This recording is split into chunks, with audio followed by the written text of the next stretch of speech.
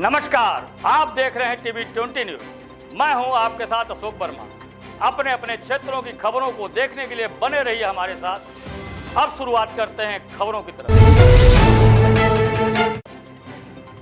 अमेरिकी राष्ट्रपति के सलाहकार फ्रैंक इस्लाम के नाम से जिले में 10 किलोमीटर तक सड़क बनाई जाएगी। 9 करोड़ रुपए की लागत से बनने वाली यह सड़क काफी जर्जर हो गई थी। लोगों को आने जाने में काफी परेशानी हो रही थी। सड़क निर्माण के लिए पीएम और सीएम को ट्वीट किया गया था, जिसके बाद सरकार ने निर्णय लेते हुए सड़क निर्माण की घोषणा करते हुए काम शुरू करवा दिया गया है। आजमगढ़ लखनऊ मुख्य मार्ग पूर्व स्थित नंदाव मोड़ से नंदाव बाजार के लिए सड़क है, जो अमेरिका के राष्ट्रपति सलाहकार फ्रैंक इस्लाम के घर तक जाती है। इस सड़क का नाम ही फ्रैंक इस्लाम के नाम पर रखा गया है। इस सड़क की लंबाई करीब 10 किलोमीटर के आसपास है। सड़क काफी जर्जर हो गई थी, आने जाने में काफी परेशानी हो रही थी। इसको देखते हुए फ्रैंक इस्लाम के प्रतिनिधि तौकीर सिरवानी ने पत्र व ट्वीट के माध्यम से प्रधानमंत्री नरेंद्र मोदी व मुख्यमंत्री योगी आदित्यनाथ को अवगत कराया था, जिनकी पहल पर विभाग ने सड़क चौड़ीकरण का कार्य शुरू करते हुए मिट्टी डालना शुरू कर दिया गया है। लोक निर्माण विभाग के जी सतीश चौहान ने बताया कि लगभग 9 करोड़ रुपए की लागत से सड़क बनाई जाएगी।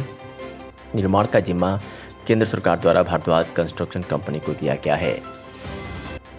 लोक निर्माण विभाग के जेई सतीश चौहान ने बताया कि यह सड़क जापानी तकनीक द्वारा हाईटेक मशीन से प्रतिदिन लगभग 500 मीटर सड़क बनाने का लक्ष्य रहेगा, जो 5.5 मीटर चौड़ी सड़क के साथ 1.25 मीटर का फुटपाथ बनेगा।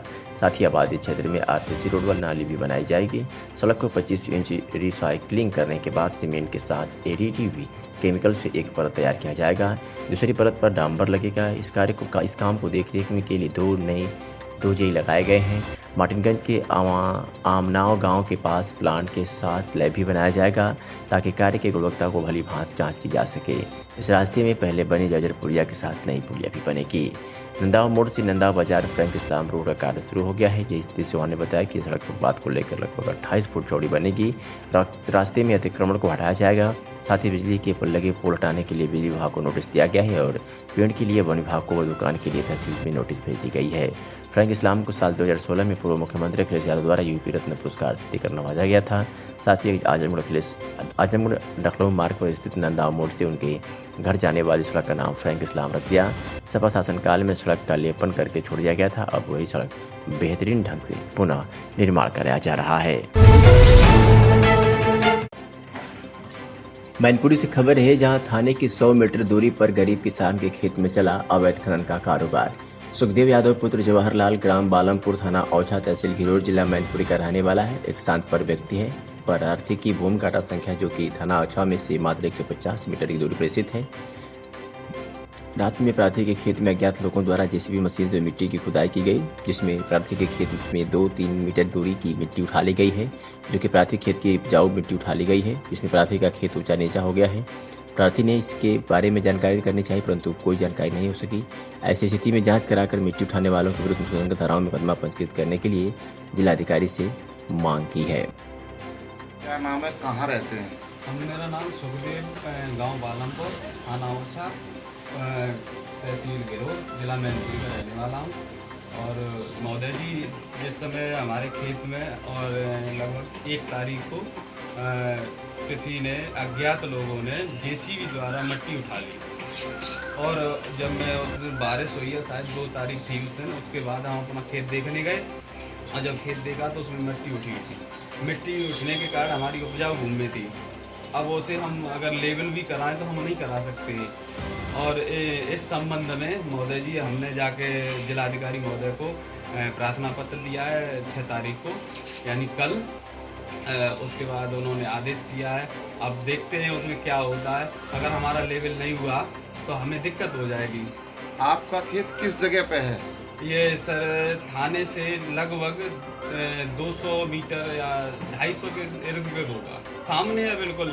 और जो चमरसी तालाब है, तालाब के जस्ट उत्तरी साइड में हमारा खेत है, लाइन के नीचे।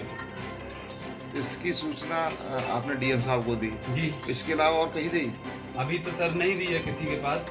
और अब देखते आगे। जिलाधिकारी महोदय कार्यालय के गए थे, वहाँ का आश्वासन दिया?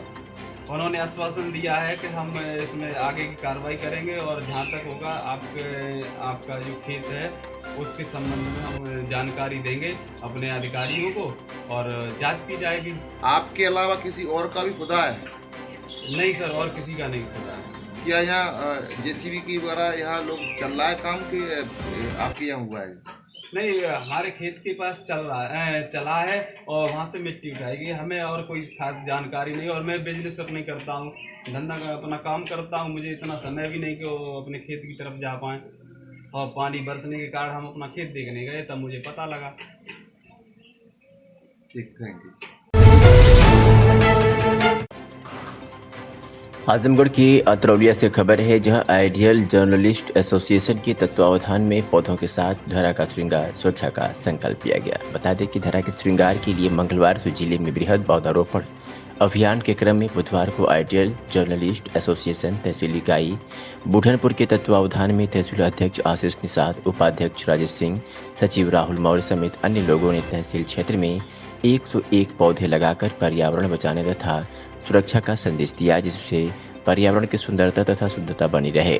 पौधरोपण अभियान के तहत लोगों से अपील की गई कि अपने आसपास एक पौधा जरूर लगाएं, जो आपके जीवन काल में शुद्ध ऑक्सीजन के साथ ही पर्यावरण की शुद्धता बनी रहे। इस महाअभियान के दौरान फलदार वृक्ष भी लगाए गए, जिसमें आम, जामुन, अमरूद, नींबू समेत छायादार वृक्ष भी लगाए गए। आइडियल जर्नलिस्ट एसोसिएशन द्वारा पौधारोपण के महाअभियान में लोगों को सम्मिलित होकर पर्यावरण को बचाने के लिए पौधे लगाने की बात कही गई। मानव जीवन के लिए पौधारोपण बहुत ही जरूरी है। इस दौरान परवीन मदेसिया, दिनेश सिंह, तहसील इकाई के आशीष पांडे, विवेक जायसवाल, अरविंद सिंह, संतोष सिंह, विनोद राजभर, देवानंद गिरी, कपिल देव, राजू, आकाश, मोदनवाल, शुभम मदेसिया, अमित यादव, जावेद समेत अन्य लोग मौजूद रहे। आइए सुनाते हैं कि राहुल मौर्य सचिव ने क्या कुछ कहा। आपका परिचय हो? मैं Rahul Maurya, ideal journalist association Budhanpur तहसील सचिव। आज हम लोग बृहद वृक्षारोपण अभियान के तहत तहसील क्षेत्र में अपने तहसील अध्यक्ष आशीष और उपाध्यक्ष राजेश सिंह के साथ पूरी टीम के साथ क्षेत्र में सैकड़ों पौधे लगाएं, और आप लोगों से अनुरोध है कि ज़्यादा से ज़्यादा वृक्ष लगाएं, वातावरण शुद्ध हो, और हम लोग ऐसे ऐसे पौधे लगाएं जिससे फल भी मिलेगा और ऑक्सीजन भी मिलेगा। वातावरण जब शुद्ध रहेगा तो मौसम भी सही रहेंगे, बारिश होने की भी संभावना रहेगी। आप लोगों से ज़्यादा अनुरोध है कि पेड़ लगाने की कृपा करें। यदि बच्चे का वजन पर्याप्त मात्रा में नहीं बढ़ पा रहा है या फिर अपर्याप्त भोजन, डायरिया व सांस जैसी बीमारियों से उसका वजन कम हो रहा है, तो ऐसे बच्चे विष्टि श्रेणी में आते हैं। ऐसे बच्चे अधिकतर गर्भ के समय मां की लापरवाही का शिकार होते हैं। जागरूकता की कमी के कारण कुछ महिलाएं खानपान, स्तनपान और साफ सफाई में लापरवाही बरतती हैं। साफ सफाई और स्वस्थ वातावरण में रहने से और पोषण युक्त खाना खिलाने से बच्चे खूब सुपोषित हो सकते हैं। यह कहना है जिला कार्यक्रम अधिकारी मनोज कुमार मौर्य का। उन्होंने बताया कि इन समस्याओं से निपटने के लिए बाल विकास सेवा एवं पुष्टाहार विभाग द्वारा जिले के सभी ब्लॉक पर तैनात आंगनबाड़ी कार्यकर्ता द्वारा गृह भ्रमण कर कुपोषित व कम वजन वाले बच्चों को चिन्हित कर उन्हें पौष्टिक अनाज दिए जा रहे हैं। इसकी निगरानी विभाग द्वारा की जा रही है। जनवरी 2022 से मई में कुल 5,246 नए बच्चे चिन्हित किए गए, पहले से रखे गए, और नए कुल 8,621 बच्चों का वजन व डाइट चार्ज के आधार पर गृह भ्रमण कर आंगनबाड़ी द्वारा निगरानी की जा रही है। आजमगढ़ के नवनिर्वाचित सांसद दिनेश लाल यादव आज दिल्ली में देवारा विकास सेवा समिति के अध्यक्ष और कार्यकर्ताओं ने मिलकर स्वागत किया और देवारा क्षेत्र में विकास से संबंधित मांग पत्र भी सौंपा गया। दिनेश लाल यादव ने आजमगढ़ को अपना कर्मभूमि बताते हुए आजमगढ़ का बहुमुखी विकास करने का संकल्प लिया। देवारा विकास सेवा समिति के मांग पत्र के अनुसार कि मोहल्ला गढ़वल बांध को 4 लेन बनाने के लिए केंद्रीय सड़क परिवहन मंत्री नितिन गडकरी से हुई सकारात्मक बातचीत का भी जिक्र किया। उन्होंने देवारा क्षेत्र में एक बड़ा शिक्षण संस्थान स्थापित करने के लिए हुई बातचीत के बारे में बताया। दिनेश लाल यादव ने देवारा वासियों की समस्या को अपना बताया और कहा कि बांध को 4 लेन बनाने के बाद उसके किनारे कुछ फ्लैट बनाए जाएंगे, जो कि बाढ़ के समय बाढ़ या पीड़ितों को रहने का आसियाना होगा। उन्होंने कहा कि देवारा क्षेत्र की हर समस्याओं से पूरी तरह वाकिफ हो। सुनिए क्या कुछ कहा दिनेश लाल यादव निरहुआ ने। हमारे राम केदार यादव जी देवारा विकास समिति के ये है हमारे अध्यक्ष, और लगातार हम लोगों के साथ लगे रहे, और आप लोगों की ही मेहनत थी, आजमगढ़ आप लोगों की मेहनत थी और आप लोगों का साथ था कि हम लोग जो है आज आजमगढ़ की सेवा करने के लायक हुए हैं और हम सेवा कर पा रहे हैं। तो उसमें भैया का बहुत योगदान है, मैं बहुत आभारी हूँ हम सबका। और देवारा के लिए जो भी चीज़ें हैं वो सब हम लोग कर रहे हैं। और ये खबर आजमगढ़ से आपको दिखा रहे हैं, जहां लेखपाल के ऊपर एक पीड़ित ने पैमाइश न करने का आरोप लगाकर मुख्यमंत्री को पत्र लिख शिकायत किया है। उन्होंने अपने लिखे पत्र में कहा है कि जनार्दन गिरी पुत्र स्वर्गीय दूतनाथ गिरी, जो खासवेगपुर पोस्ट मनियारपुर तहसील निजामाबाद जिला आजमगढ़ का निवासी है, प्रार्थी की अराजी नंबर 325/281 की पैमाइश के लिए आजमगढ़ मंडल आजमगढ़ पत्र संख्या 3824 दिनांक 10 जून 2022 एवं जिलाधिकारी आजमगढ़ के आदेश में दिनांक 30/6/2022 तथा जिलाधिकारी निजामाबाद आजमगढ़ के आदेश के क्रम में मेरे गांव के लेखपाल मुझसे रुपया 30,000 की मांग की गई है, जिसमें मैं उनके हाथ पर जोड़कर रुपया 5,000 दिया। फिर भी लेखपाल द्वारा समय 5 जुलाई 2022 का दिया गया। इसके बाद भी मौके पर लेखपाल नहीं आए और कह रहे कि पहले शेष पैसा दीजिए तब पैमाइश होगी। मैं बहुत परेशान होकर आपके समक्ष आया हूं, क्योंकि मैं साधारण किसान हूं, इतना पैसा एक साथ मैं इकट्ठा कहां से करूं। अब आप श्रीमान जी से निवेदन है कि आप ही अपने स्तर से मेरी ज़मीन की पैमाइश कराने की कृपा करें। क्या नाम है? जनार्दन गिरी, कहाँ के रहने? ग्राम खासबेगपुर पोस्ट मनियारपुर, थाना PS कप्तानगंज। और क्या मामला है आपके यहाँ? हमारा सर ये जो है मामला है पैमाइश के लिए। हमारा जो है बंटवारे का मुकदमा हम दाखिल किए थे। हमारा फैसला हर जगह हो गया श्रीमान, और जो है हमारा जो है हम आयुक्त साहब भी आदेश दिए और यहाँ से भी DM साहब भी पैमाइश के लिए, वहाँ SDM साहब भी दिए पैमाइश के लिए, लेकिन लेखपाल प्रिंस गुप्ता और कानूनगो जसराज और ये लोग जो है श्रीमान उस उभय पार्टी से पता न क्या संबंध था, हमारे खिलाफ बराबर इन आदेशों के खिलाफ रिपोर्ट लगाते हैं और हमारी पैमाइश नहीं। अब मैं इस बीच में आर्डर हुआ सर, आयुक्त साहब आर्डर किए, इसके बाद वहाँ सर मैं पैमाइश चाहते हैं आप लोग? हम सर अपना वही हमारा हक मिल जाए श्रीमान, हम अपने हमारा पैमाइश हो जाए। हथरौलिया से खबर है, जहां सामुदायिक स्वास्थ्य केंद्र पर WHO के SMO डॉक्टर पदम जैन द्वारा सर्विलांस वर्कशॉप टीम को विशेष जानकारी प्रदान की गई, जिसके ये 5 बीमारियों के सर्विलांस के बारे में बताया गया।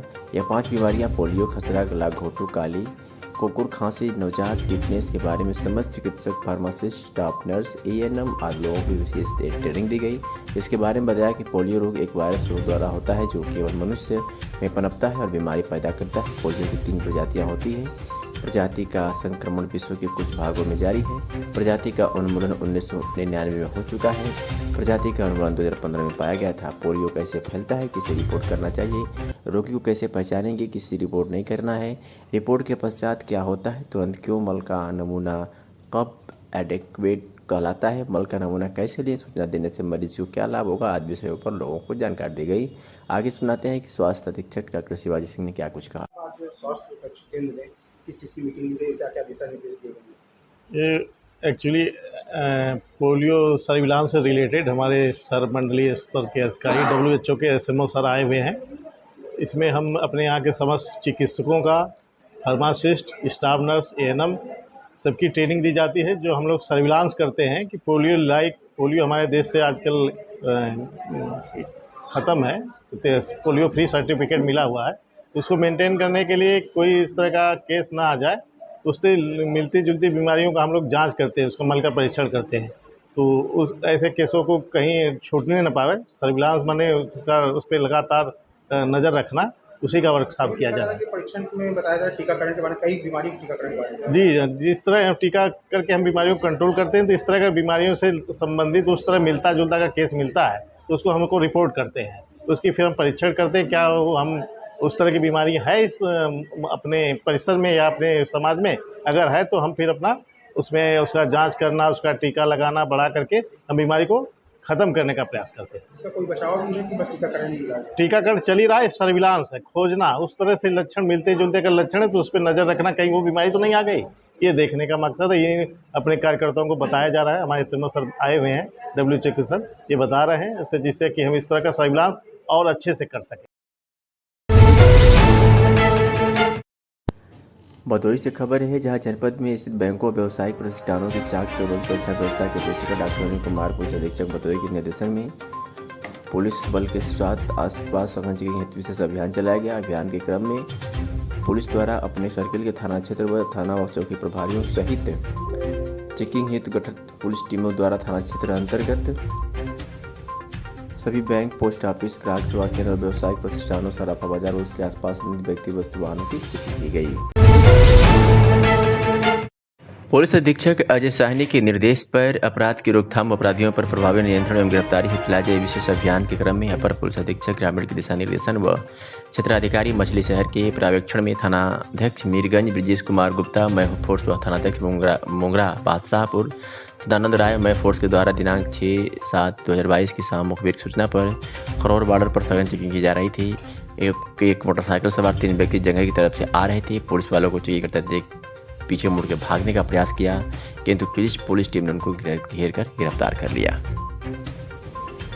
वरिष्ठ पुलिस अधीक्षक जौनपुर के कुशल नेतृत्व में जनपद जौनपुर में थाना मीरगंज के थाना प्रभारी और उनकी टीम के द्वारा एक अत्यंत सराहनीय कार्य किया गया है, जिसके अंतर्गत एक महत्वपूर्ण सूचना पर पुलिस पार्टी जब चेकिंग कर रही थी, संदिग्ध अभियुक्तों की जब चेकिंग कर रही थी, उसी दौरान 3 अभियुक्त मोटरसाइकिल पर सवार होकर आ रहे थे। उनकी जब उनको रोका गया और उनको जब हिकमत अमली से पकड़ा गया और उनकी तलाशी ली गई, उनको इंट्रोगेट किया गया, तो एक अंतर जनपदीय वाहन चोरों के गैंग का भंडाफोड़ हुआ, जिसमें इनकी निशानदेही पर 4 शातिर वाहन चोर अरेस्ट हुए हैं। कब्जे से चोरी की 3 मोटरसाइकिलें रिकवर हुई हैं और भारी मात्रा में चोरी की मोटरसाइकिल के जो पार्ट्स हैं बरामद हुए हैं। पूछताछ से ये ज्ञात हुआ कि ये जो गिरफ्तार अभियुक्त हैं, मौके से जो 3 जो अभियुक्त गिरफ्तार हुए और एक और अन्य अभियुक्त बाद में गिरफ्तार हुआ, इनमें जो मुख्य अभियुक्त है करण चौहान, इसका एक लंबा आपराधिक इतिहास है, इसके विरुद्ध 7 अभियोग पंजीकृत हैं। अन्य अभियुक्त अंकित यादव, राजीव यादव और पंकज गुप्ता, इसमें 3 अभियुक्त जनपद जौनपुर के रहने वाले हैं, एक अभियुक्त जनपद प्रयागराज के रहने वाला है। ये लोग चोरी की मोटरसाइकिलों को अपने पास लेते थे और उनके पार्ट्स को काट करके ये बेचते थे और जो खरीदने वाले थे इनको अन्यत्र इसको दूसरी गाड़ियों में फिट करके इसको बेचते थे। इस तरीके से ये गिरोह काम कर रहा था और इसमें अभियुक्तों को गिरफ्तार करके इनके कब्जे से इनकी निशानदेही पर ये भारी मात्रा में चोरी की मोटरसाइकिलों, उसके पार्ट्स और इनके मोटरसाइकिलों को डिसमेंटल करने के पार्ट्स, ये सब रिकवर हुए हैं और इनको अभियोग पंजीकृत करके इन अभियुक्तों को जेल भेजने की कार्यवाही की जा रही है। ये अत्यंत सराहनीय कार्य है और इस टीम के द्वारा ये बहुत ही अच्छा कार्य किया गया है और आगे भी हम लोग प्रयास कर रहे हैं कि इस प्रकार की और कहीं अगर कोई घटना।